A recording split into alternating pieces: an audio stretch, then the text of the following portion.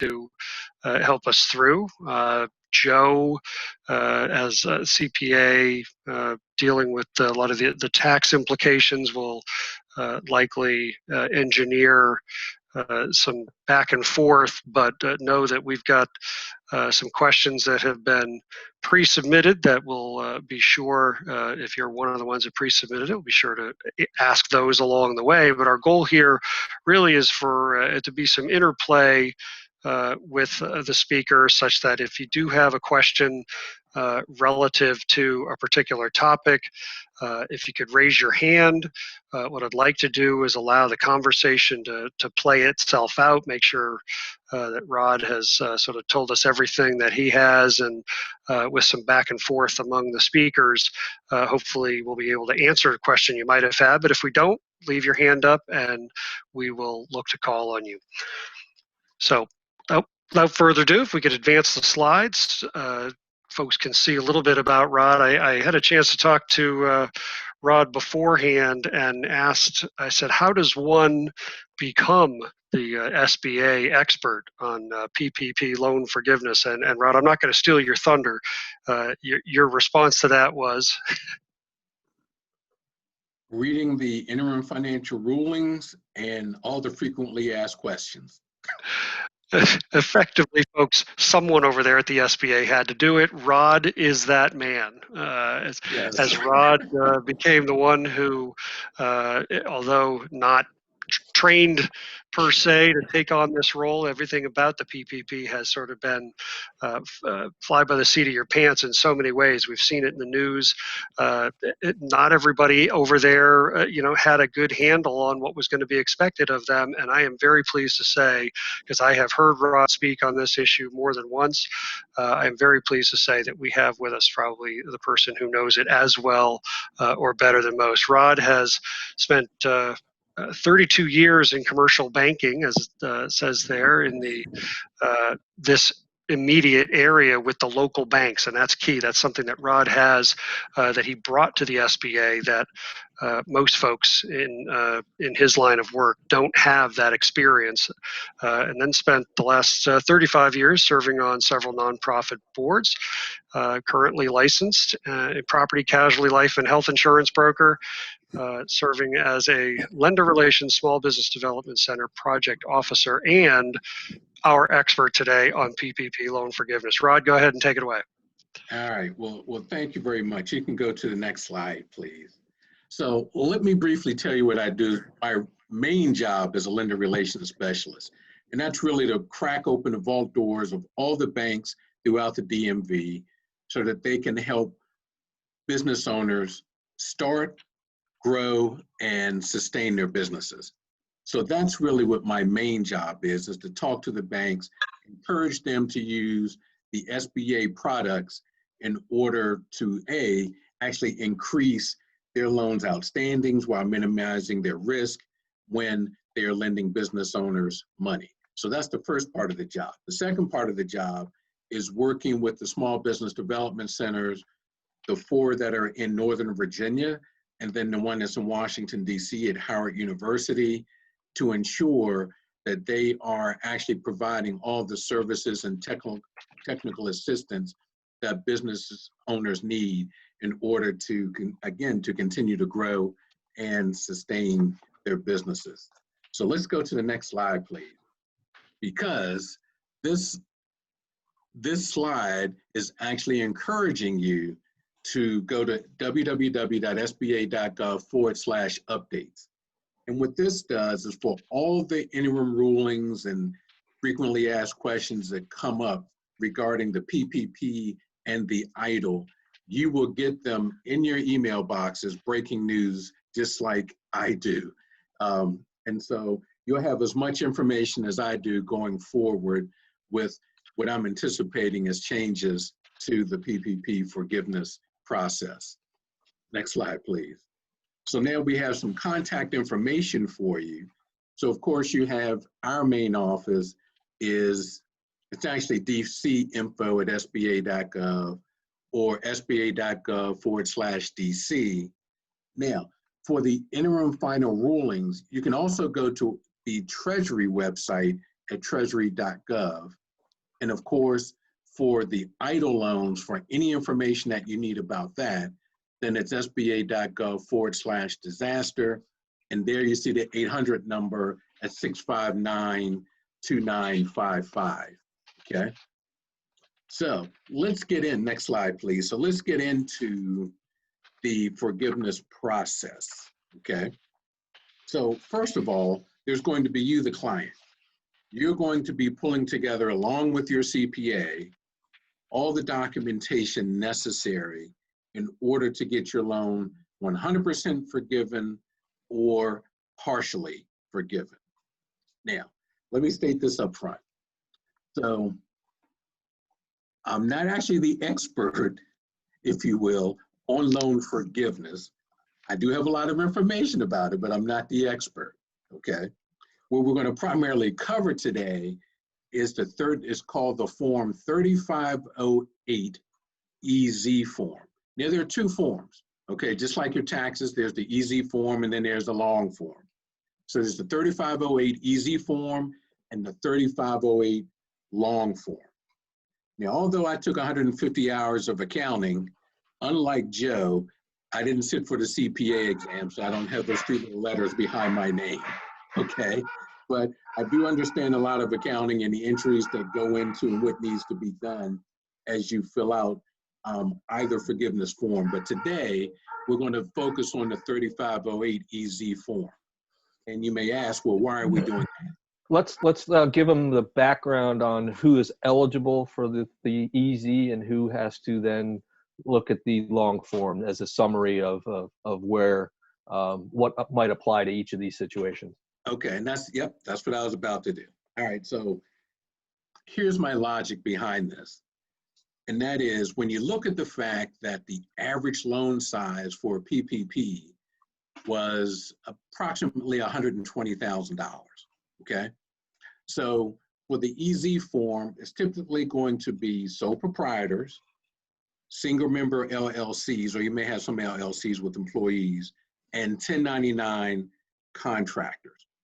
Those are the entities that I'm actually looking to take advantage of the EZ form. Because really, as we go through the presentation, you're going to see that the calculations are very easy to do. And as long as you have the documentation to support how you use the money, then actually you should get 100% forgiveness. Now, I do want to say here that I hope all of you have used the money for the intended purpose, which was really to keep employees or bring back employees and keep them on the payroll. This money was not to be used for business development purposes, which there have been business owners that have been prosecuted for doing just that, using it for business development purposes or paying off existing lines, commercial mortgages at their bank, which is not the purpose of the PPP loan. So as long as you have used the money, which is 60% for payroll and the 40% for other business operating expenses, and you can document that, then you should be able to get 100% forgiveness. Now, for those entities that I just named, if you used the PPP money 100% for paying yourself, then in my mind, then there shouldn't be any question that you're going to get 100% forgiveness because you've used 100% of the money to pay yourself. Now, Joe, am I on the right track? So yeah, I mean, I think, Rod, the caveat to it is that if without the PPP funding, you would not have been able to sustain your livelihood as a sole proprietor or an independent contractor, that this was critical for you to maintain your business as it stood prior to COVID. And if you meet that threshold by paying yourself, that's perfectly acceptable in terms of eligible payroll dollars for forgiveness. I think that's fair to say. Okay, good. All right, thank you. Now, And you wouldn't disagree with that statement, correct, Rod? That's correct. That is absolutely correct. Now, Well, gentlemen, as you say that, though, it makes sense that those people that you described would fall into the easier form. But is there a reason that one is going straight to that form first? Is there, you start with it's a threshold dollar amount, or you just assume if you are one of those people that that's the form, unless it gets too complicated, then you got to go to the full form. Yeah, so it's just like Rod said, there's the 1040 and then there's the 1040 EZ. And you pick the one that is most suitable to your situation. And if the EZ is conducive to your situation, that's the one you go with. If you are not a sole practitioner or a independent contractor or a single member LLC, you have no choice but to go to the long form. right, that's right. And I would suspect that if you have 5 or more employees, then typically, and you have some extenuating circumstances surrounding your FTE count, then you're probably going to wind up using the long form. So that's, but for today, we're going to focus on, the 3508 EZ. All right, so now you've submitted your information to the bank. So the bank now has 60 days to review your application. After the 60 days, then they'll make a determination. Then they send that information over to the SBA. The SBA has 90 days to actually review your application. All right, so here's a little gossip that you've all probably heard.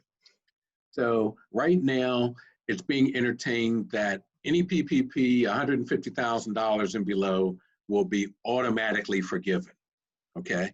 Now, internally, in fact, as of yesterday afternoon in a meeting, I've heard that they're still strongly looking at that, that any PPP that's 150,000 and below will just be automatically forgiven. And I think actually that's a good thing, because really I think the focus should be on PPP money that was $2 million and above. And I'm hearing internally that there may be a slightly different process for the 2 million and above loan amounts, okay? So with the 60 days and the 90 days, you're looking at 5 months before you hear an answer on whether or not you've been totally forgiven, partially forgiven, or not forgiven at all. I'm going to be optimistic and say that I would like to think that everybody's going to be partially forgiven, okay? I think so. I can't imagine, unless you were not eligible up front, that you would not receive some type of forgiveness for the PPP loan. Now, let's think about this. So we're into September. We're looking at a 5 or 6 month process. So on your balance sheet, because I keep getting this question. So on your balance sheet, this PPP loan shows up as a short-term liability as a notes payable bank, okay? That's how it shows up, and it's going to stay there until, and we'll be optimistic and say you get 100% forgiven. All right, so now we're going to move over to the income statement. And Joe, you can help me with this. So when it moves over to the income statement, it's not going to be showing up on your top line revenue. It's going to show as an extraordinary, I'll call it an extraordinary gain, but you can call it extraordinary revenue or other revenue. But it will not show up in your top line, okay? It's going to be an extraordinary item that shows up on your income statement, and it's supposed to be a non-taxable event, okay?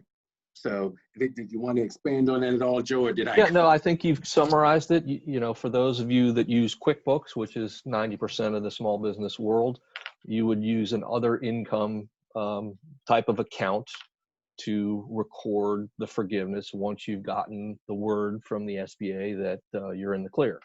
So yes, it's not in your regular operating gross revenue. It is a separate line item that should be shown distinctly in your accounting records as other income. Okay, good. All right. So Joe's confirmed it. All right, so next slide, please. So now you're going to want to know, when can I ask for forgiveness? And so the lender is actually going to notify you, okay? And so here is something that we have to so I'll cover 2 and 3 in one bullet. So there are 2 definitions that you need to know. One is the covered period, and then there's the alternative covered period, okay? And so the covered period begins when the dollars were dispersed, okay? That's when the covered period begins. Or you have the alternative covered period, and that begins on the first day, okay, of the next pay period after the disbursement.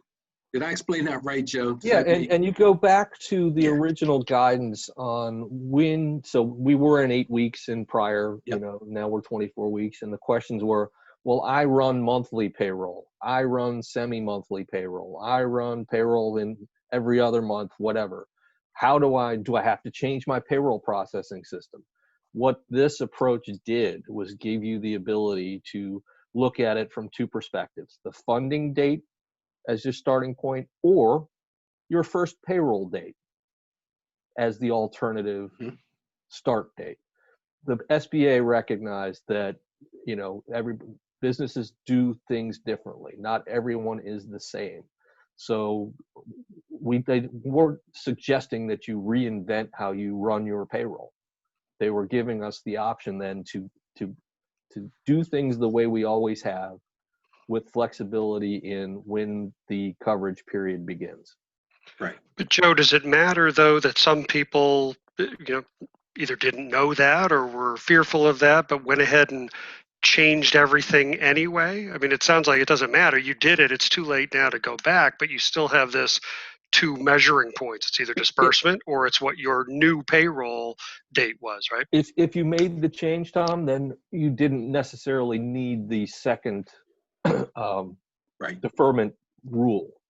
So the changes that people were most likely to have made was to make the date consistent with the disbursement date? Correct. Gotcha. And then subsequently, the second measurement came out to recognize that not everyone runs payroll the same way. Right. Yep. Okay, so we'll take the next slide, please. All right, so what will your lender confirm? All right, so obviously the information on which I'll show you in the next couple of slides here, but the borrower application and the certifications, which you're certifying that everything on the application is true and accurate. Now, the documentation, which we'll go over in a little bit. All right, so then they're going to review your documentation, and then the calculations that you've done on the EZ form. And then you'll see on line 7, which we'll go through in a couple of minutes here, to make sure that on line 7, you've made the correct calculation. And then if you provide the information, the demographic information on that form on page 3.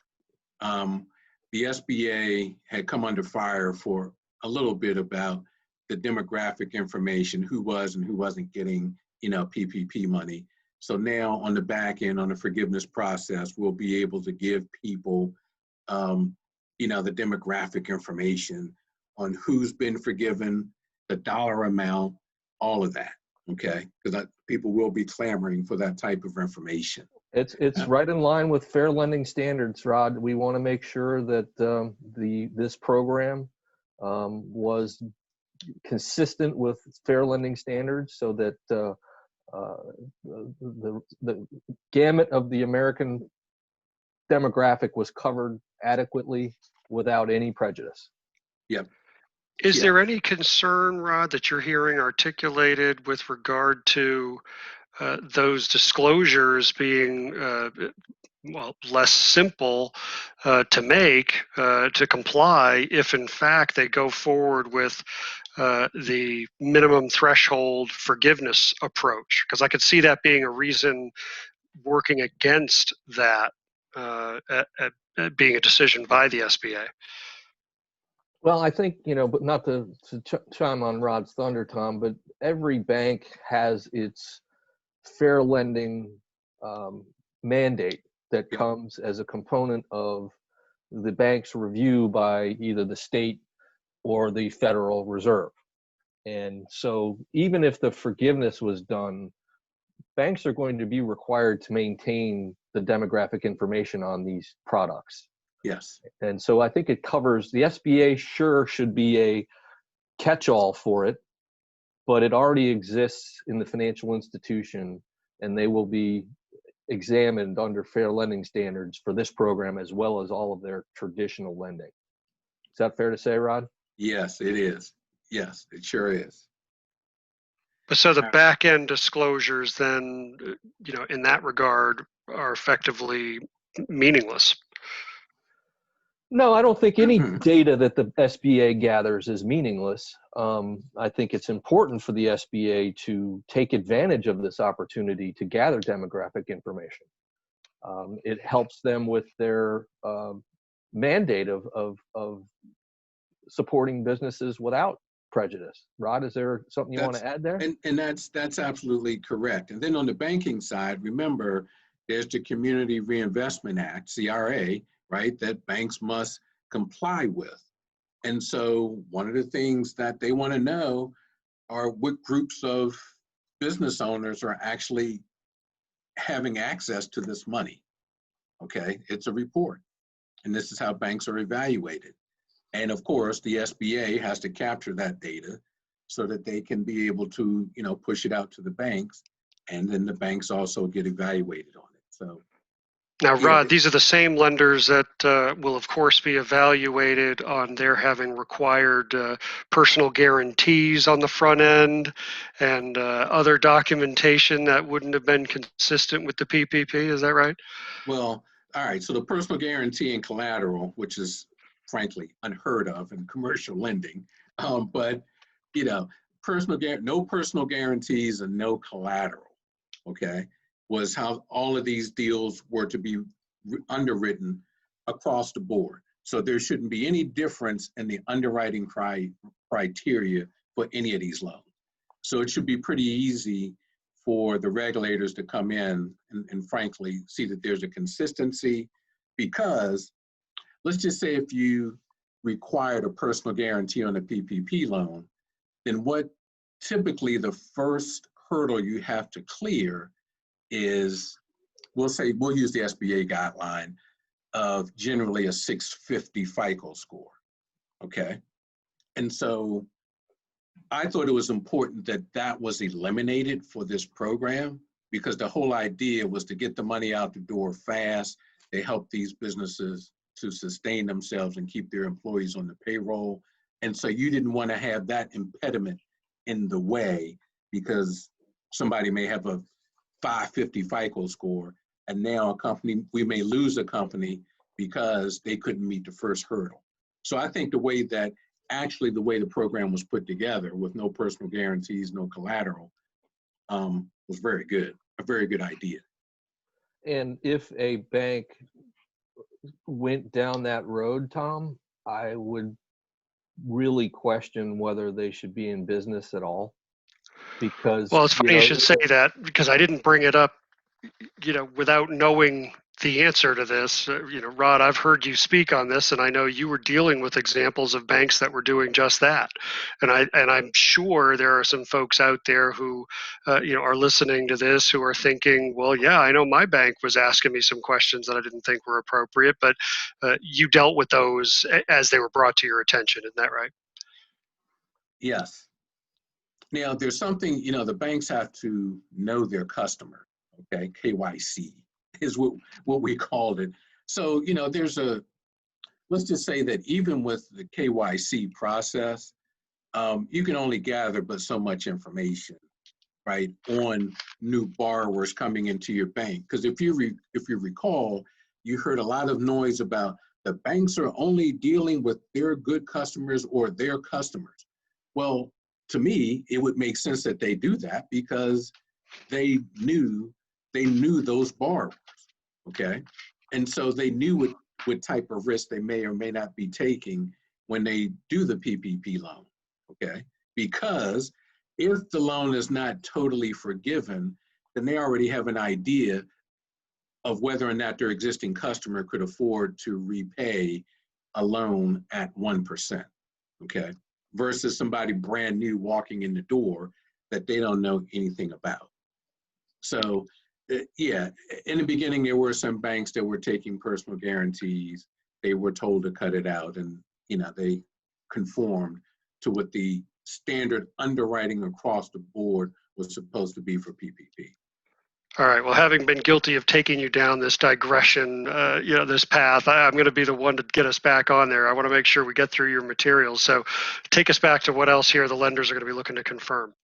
Okay. So then they're just going to upload the form and the documentation to the SBA, and then we're going to take 90 days to look at it, okay, and get back to the banker. So please, if you're a business owner out there, don't be calling the bank or the SBA. Typically, the SBA is going to be me. Okay, so don't call the banker or me saying asking if my loan has been forgiven yet. Let it go through the full 5-month, 6-month process. Okay, and typically your bank is going to let you know whether or not you've been forgiven in total or partially. All right.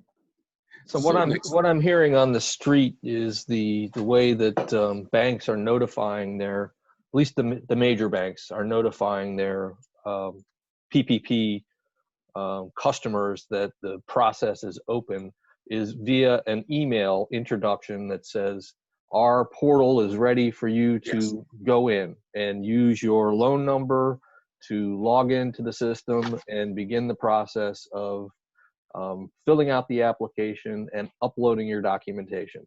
So my comment here is to everyone, if you haven't gotten that email, don't be surprised. It is early in the process, but within the next couple of weeks, if you haven't received an email from your bank letting you know that the portal is eligible, contact your lender. Take it upon yourself to contact your lender. Hey, I haven't gotten my introductory email yet.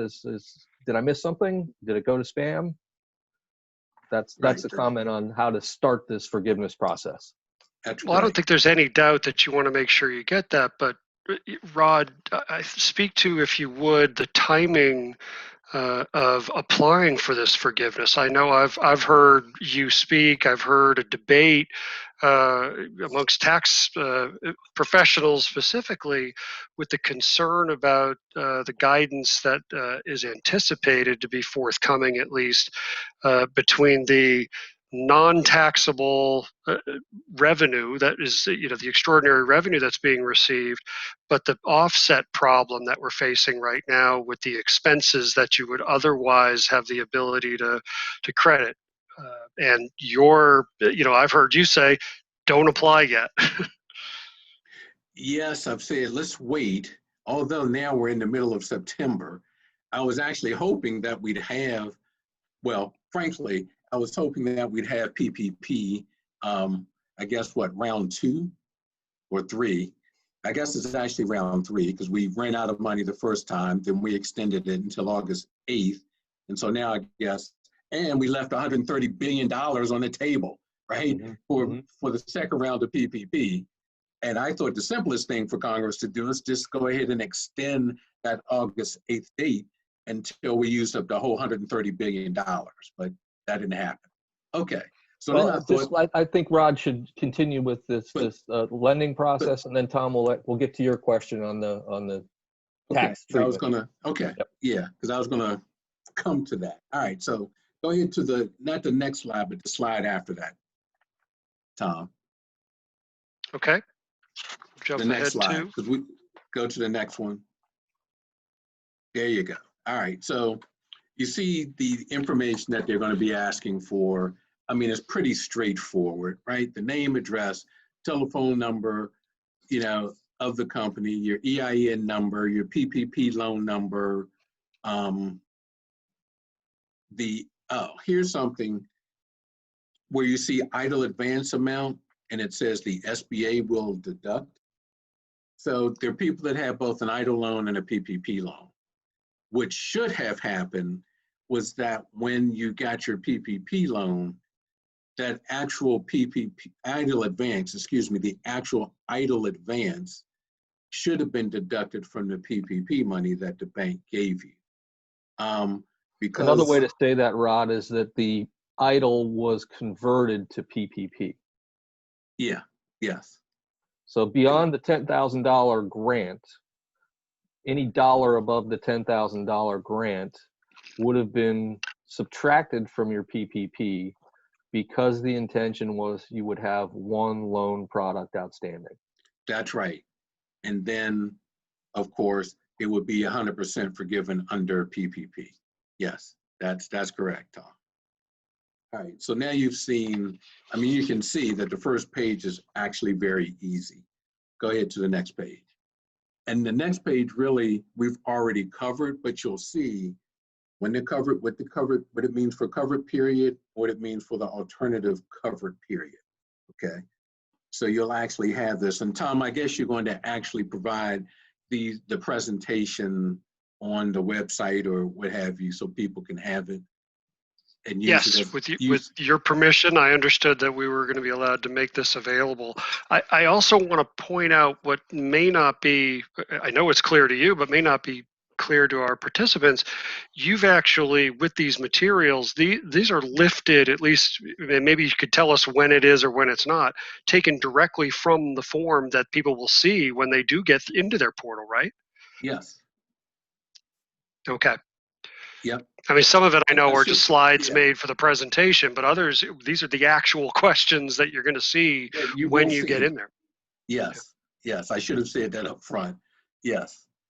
All right. So go to the next slide. So now we're going to start getting into the calculation.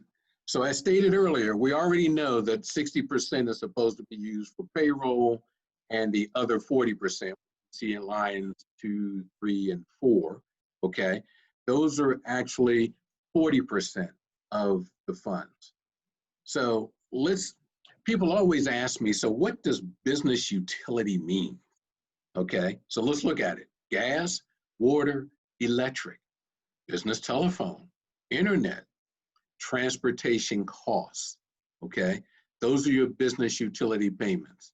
And so lines 2, 3, and 4 are supposed to represent 40% of the PPP money used for those purposes, all right?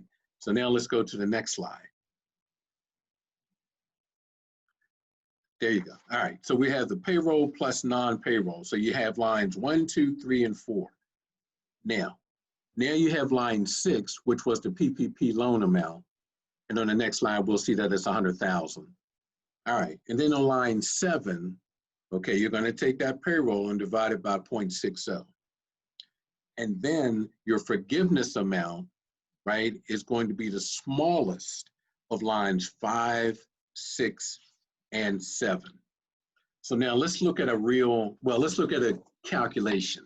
Go to the next slide, please. All right, so here we go. So first, let's look at line 6. So the PPP amount was $100,000. And Joe, if you do a quick scan, you're gonna know where this is going. But the PPP loan amount was $100,000. Now, let's look at line 1.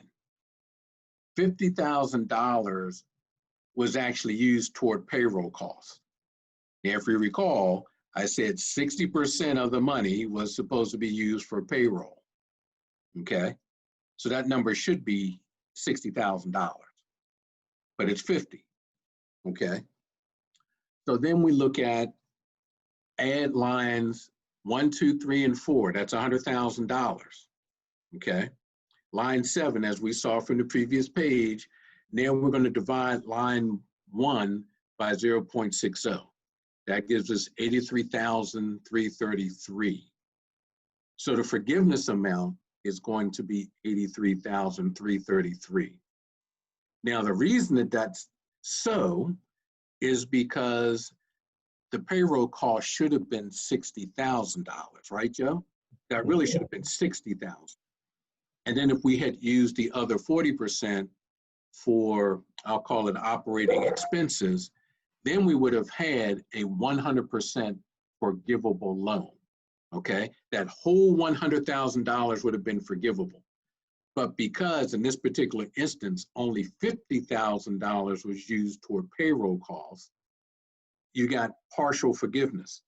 So now you have a loan, right, at 1%. You have a loan at 1%. And prior to, what was it, June 5th, 2020, you only had a 2-year payback period. After June 5th, under the PPP Flexibility Act that was signed by President Trump, okay, then you get a 5-year repayment. So the loan amount in this case is $16,667 at 1%. Now, over a 2-year period, that's $701.72.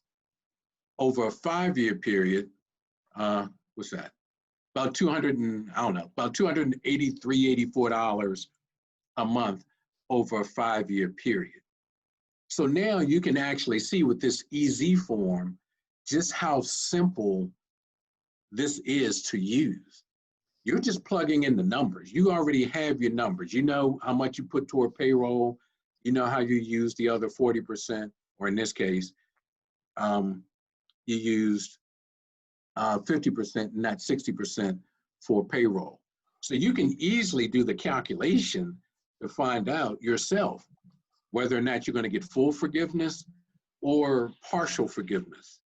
So Joe, is there anything in here that's, difficult? Well, what should jump out at everyone in this example is that because the loan was based upon payroll incurred, if your payroll was maintained at the same level, you're more than likely going to see close to 100% forgiveness.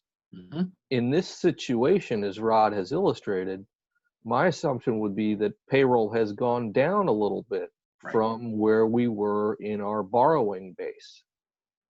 And hence, a portion of the original loan that is not eligible for forgiveness. Is that a safe assumption, Ron? Yep. If you had maintained your payroll at the same pace as the borrowing base dictated, you're more than likely going to see all of it forgiven. If your payroll went down, this 60% catch-all is going to affect you. Yes. Yes. Now, I think this is very easy. Now, Joe, would you suggest that they come to you and work through this calculation, or do you think this is I believe that most small businesses are using some type of third-party payroll processor, and every one of them has a great portal, Paychex, ADP. I'm not, promoting any of them. Right. They all have a PPP reporting module built into their systems, and those reports are going to be really easy to get a hold of. Yep. The documentation to support the payroll is going to be really easy to get a hold of. And this math is about as simple as it gets. So this is something that the average business person could probably work through themselves.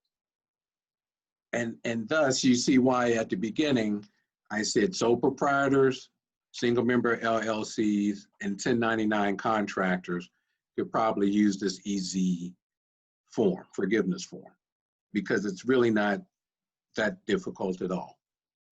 So let's go to the next slide, because I get a lot of questions about what goes into payroll costs. And Joe, actually, if you see anything in here that's wrong, because I actually had to do this based on what I saw in the ruling. Mm-hmm. So you have your cash compensation, and we know that you have your salary, wages, bonus pay, commissions, cash tips. Now, here's one thing that I was asked. If I want to, it actually shows up here, the hazard pay, because I got a lot of this before I actually did this slide, was that could I give my people a hazard pay or a bonus if I found myself not using up all the money within the 8-week period of time? And I said, of course, go ahead and give them, quote, hazard pay or a bonus pay for, coming in. So for those who still have that question, you see it right here. Hazard pay, bonus pay is included. And this might apply to the dental hygienist It might apply to anyone who is in, a potentially an environment that COVID could have affected them. In order for them to do their job, that logically some hazard pay or bonus pay might be necessary. And it's great that the SBA recognized that the real world has these situations that should be includable. Yes. Yep. You might not Gentlemen, have paid there it. And we there got- You might isn't not a have paid it specific. pre-COVID. Okay, well, I'm not seeing a specific reference here, but I know I've been asked this, personally. So we looked into it. But I'd like to hear from you all: is if someone is approaching the end of that period, and it's a question. It's not really a use or lose. It's really a potential forgiven or not forgiven. But is there, rather than calling it hazard or bonus pay, is there anything in the guidance specifically that addresses advancing payments within the compensation structure, advancing those payments to fall within the time period required by the loan payout?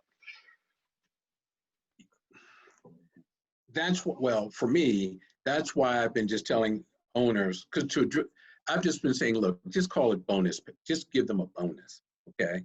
Just keep it simple. Give them call it a bonus or hazard pay for coming in. And we don't have to worry about any advances. And that's how I've said it, Joe. Is there? Well, I mean, Right away. I'm a big cliche guy, and I try and do things based upon what seems to be fair.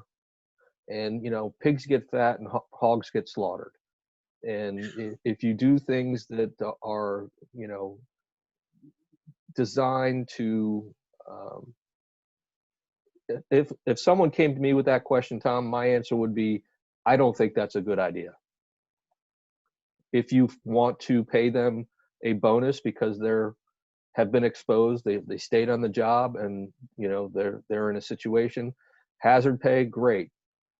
To shift the timeline, to remove payroll from a non-covered period into a covered period, doesn't seem like advice that I would give.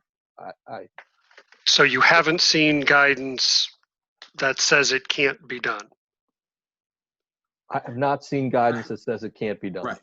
Right, that's right. Would I suggest it? But I wouldn't suggest it. Probably not. Yeah. Well, it's the kinds of questions that, as advisors we hear, and ultimately, right, it's easy to say, I wouldn't do it, right? As opposed to the person that says, well, look, I've got X $1,000s more of this loan that if I don't do it today, right, or tomorrow, that's when the calls come in, right? If I don't do it right here, right now, and for anybody who's still in that payout period, if there's some portion of those funds, you can pay it out as bonus pay, hazard pay, sure, but you still have the obligation to make the next payroll. So it's the folks who are saying, look, I want to assure that these funds that I have not yet paid out, that I still have the ability to pay them out, that I wanted to get forgiven, and I want to satisfy an obligation that I'm going to have or I have. So am I violating the law? And I've not seen, and I'm hearing the same thing, I've not seen, for anyone who's asking, it's an unresolved question. Well, I think it has resolved itself in not in a direct way, in an indirect way, from going from our original 8-week window to a new 24-week window. Yeah. And if with the new 24-week measurement period, there's still money left over, then you've cut your payroll. And that's not what the program was intended to do. If you go with the 24-week measurement, you're going to probably pay out your entire PPP loan. Yeah. Without the need to play a game on either end of the spectrum. 8 weeks, I could see it becoming less certain. And I think the SBA saw that and went or Treasury saw that. Congress saw that and changed the rule to bring in a 24-week measurement period as opposed to an 8-week measurement period. Yep. All right. Is that maybe how we mitigated that concern, Rod? Yeah. Yes. Yeah. So then people wanted to know, What about paid leave, group health care, retirement? Okay. Then the big one was the federal employment taxes, and I would say no, you don't include that in the payroll costs. So everything that you see here, if you will, has been blessed that you can include into your eligible payroll costs.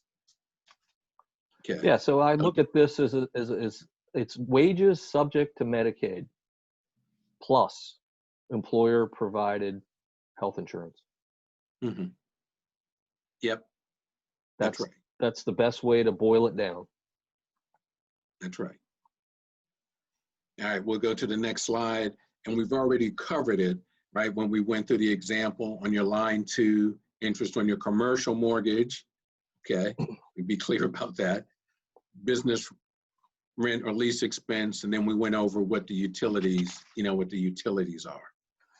So to go through a quick documentation, question on these 2 lines, it's going to be really easy to provide to your bank a statement of interest paid during your forgiveness period. It's going to be easy to show that you paid your landlord, but be prepared and gather the actual lease document because it's going to be asked for. So if in a small business setting, you might work out of your house, you don't pay rent, but you've got a self-storage facility and you pay $400 to ABC Storage. Go over and get the original agreement from that storage facility and be prepared to submit it with the documentation for the rent line item. Utilities will be rather easy. You'll be able to submit your actual utility bills. And I think one of the things that Rod might agree with when we think about utilities is to every regulated industry, the gas industry, the electric industry, the phone industry, are the ones that are eligible for payments. Rod, can you give a little more background on the transportation comment? What is acceptable transportation? To clarify, is that fuel? Yep. For business purposes. Yep. Another regulated industry. Yep. Fuel for the car that hopefully you're leasing. Right. Yep. Yeah. And be prepared to submit the actual lease document on that vehicle in line 3. So that's what the transportation is. Yes. So now we'll go into documentation on the next slide.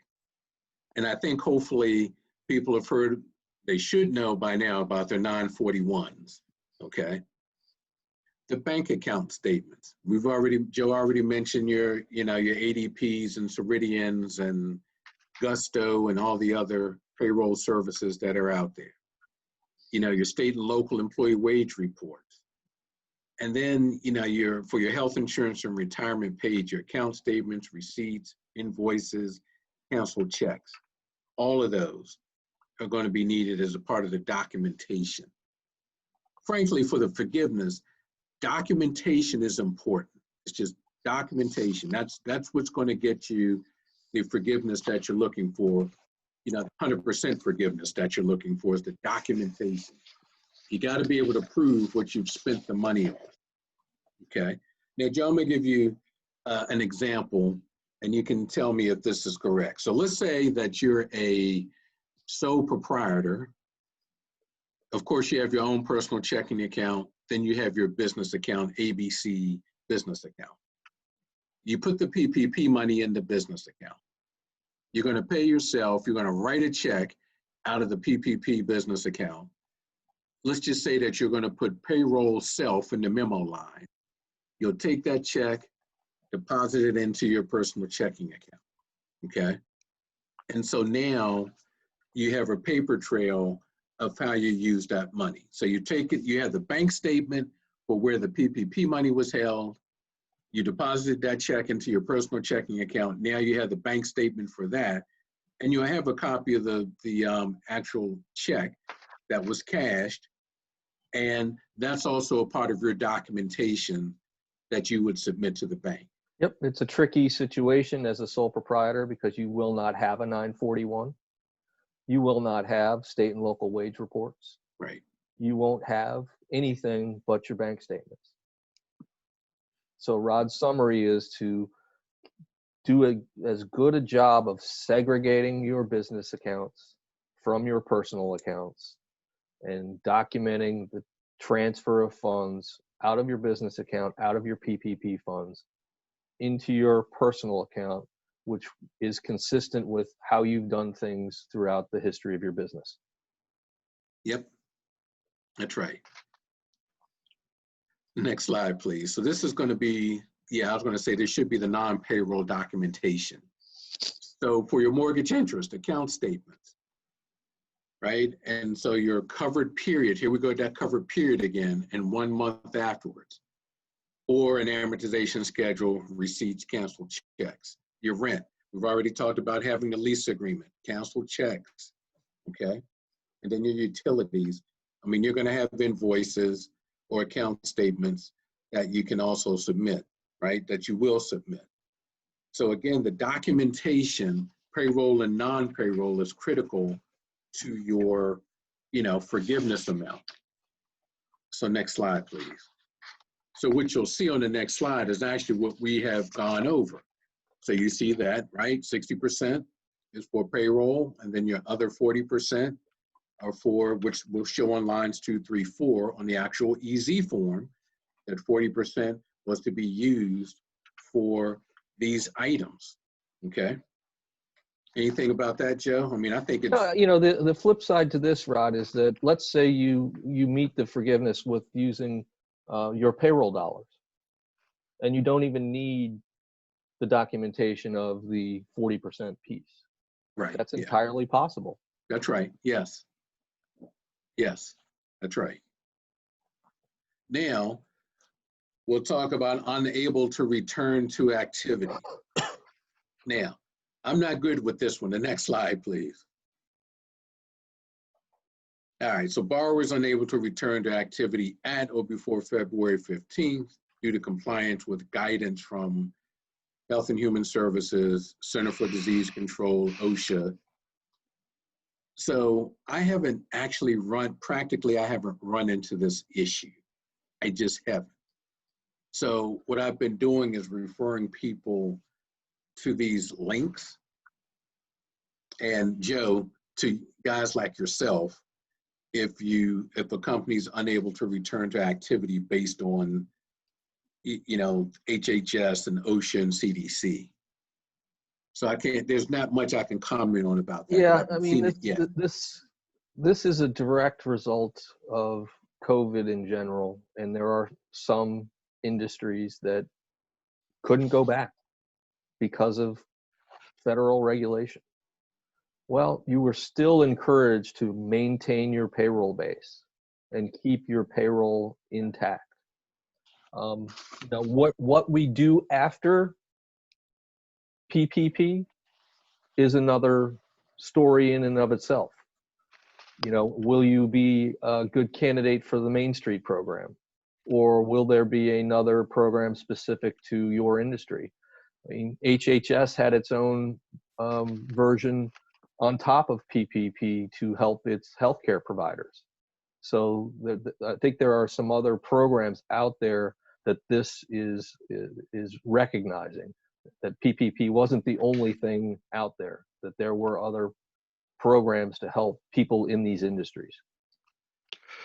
Yeah. Gentlemen, we were planning on only going an hour with this presentation, but I think it's significant enough with the slides still remaining that we should continue onward. But for those who are out there who were only planning an hour, I understand. You are obviously welcome to drop on or off at any time. We're trying to have answered all the questions that we've had submitted to this point. So if Rod, if you'll stick with us, Joe, if you'll stick with us, I would ask that we keep moving forward.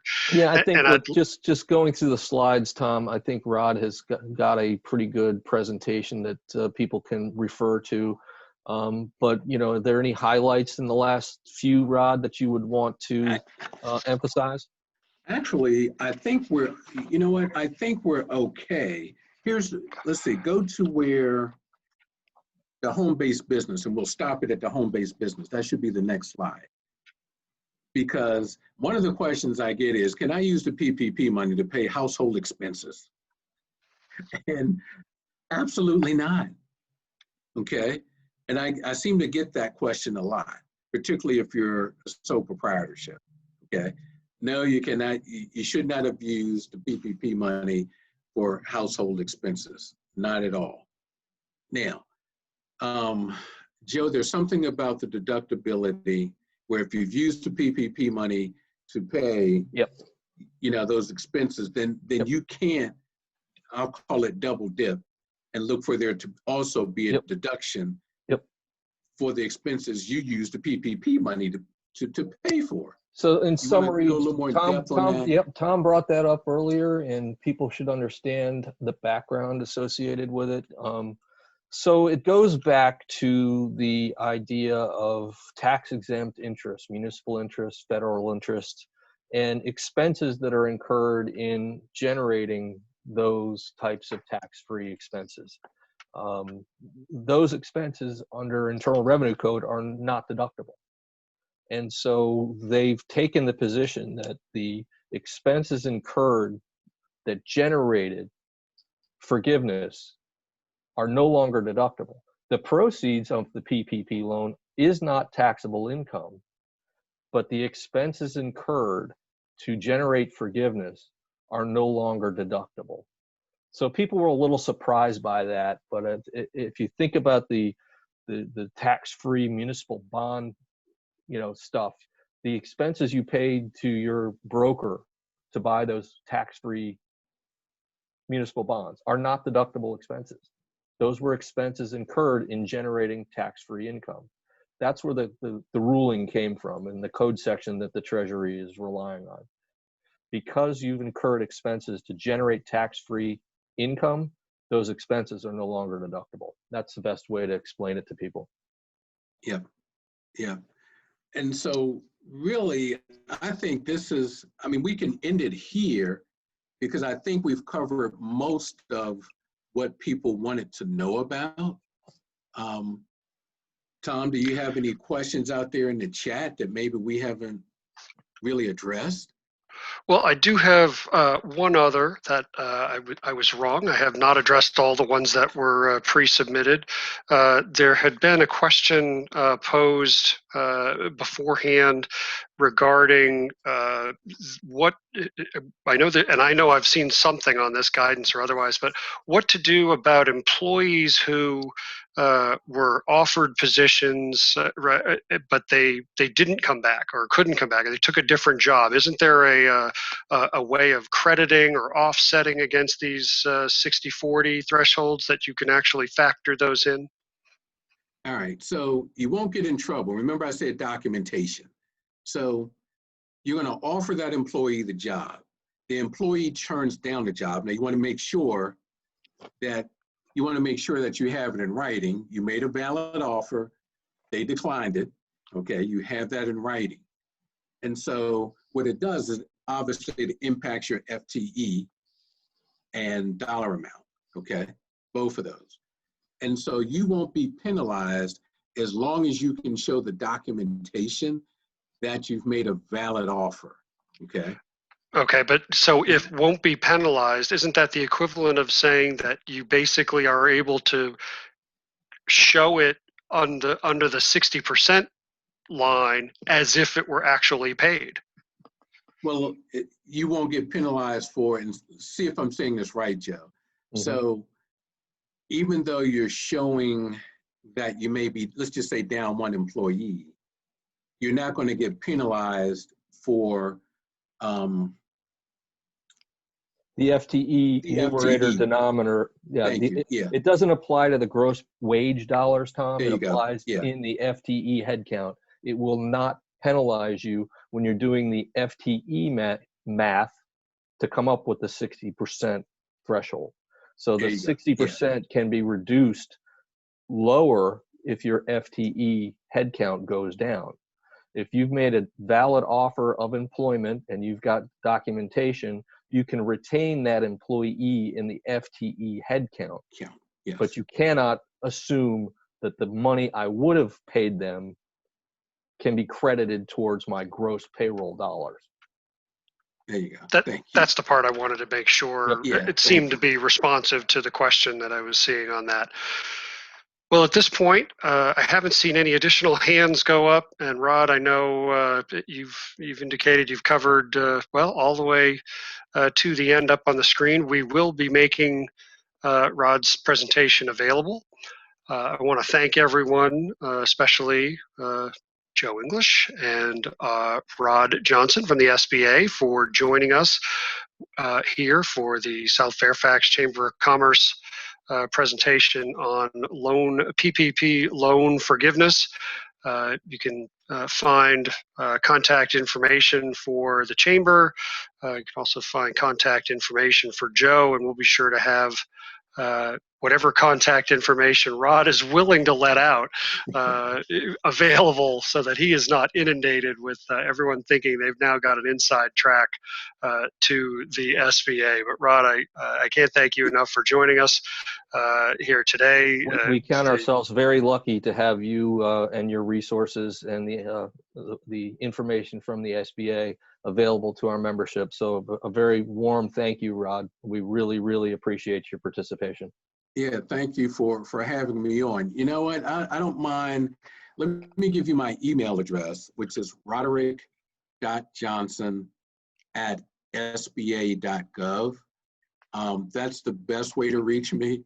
And typically I'll respond within a few hours, because I do get lots of phone calls and emails, but I will get back to you. But again, go ahead to sba.gov/updates, because you will get all of the latest frequently asked questions and interim financial rulings that come out. Okay? I would suggest that Rod as a resource would be best used if you are getting conflicting information from your lending institution. Yes. Other than what you're seeing either on the SBA website or in webinars like this. If your lender is contradicting what you believe is Rod would be the resource to help correct that lender if appropriate. I think that's right, because the resource, the benefit that we have of having Rod speak to us here today, I'm guessing, is far outweighed by the benefit that we don't see, which is Rod's ability to grease the skids and have that direct line of communication with the lenders if and when there are any things going on there that do appear to conflict. So before we sign off, I'd like to remind everyone that our next webinar is Medicare 101, scheduled for Wednesday, October 7th at 11 a.m. Our guest speaker for that event will be SFCC member Mary Crispino of Health Markets. At this time, that concludes today's presentation of the loan forgiveness, the PPP loan forgiveness. You see our contact information there. This has been a presentation of the South Fairfax Chamber of Commerce. I'm Tom Repczynski, your immediate past chair and current director, signing off. Thank you for everyone joining in, and thanks again to our speakers. All right, thank you. Thank you very much.